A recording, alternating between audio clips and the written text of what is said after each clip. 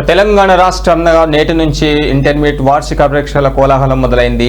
ప్రథమ మరియు ద్వితీయ సంవత్సరాలకు సంబంధించి సుమారు 9.97 లక్షల మంది విద్యార్థులు ఈ పరీక్షలకు హాజరవుతుండడం విశేషం. ఇంతటి భారీ సంఖ్యలో ఉన్న విద్యార్థుల కోసం రాష్ట్ర వ్యాప్తంగా 1495 పరీక్ష కేంద్రాలను సిద్ధం చేసింది. పరీక్షలు ప్రతిరోజు ఉదయం 9 గంటలకు ప్రారంభమై మధ్యాహ్నం 12 గంటల వరకు కొనసాగబోతున్నాయి. విద్యార్థులు ఎటువంటి ఒత్తిడికి గురి కాకుండా ఉండడానికి పరీక్ష కేంద్రానికి కనీసం 1 గంట ముందే చేరుకోవాలని అధికారులు సూచించారు. అయితే నిబంధనల ప్రకారం పరీక్ష ప్రారంభమైన తర్వాత కేవలం 5 నిమిషాల వరకు మాత్రమే లోపలికి అనుమతి ఉంటుందని, ఆ తర్వాత 1 నిమిషం ఆలస్యమైన అనుమతించబోమని స్పష్టం చేశారు.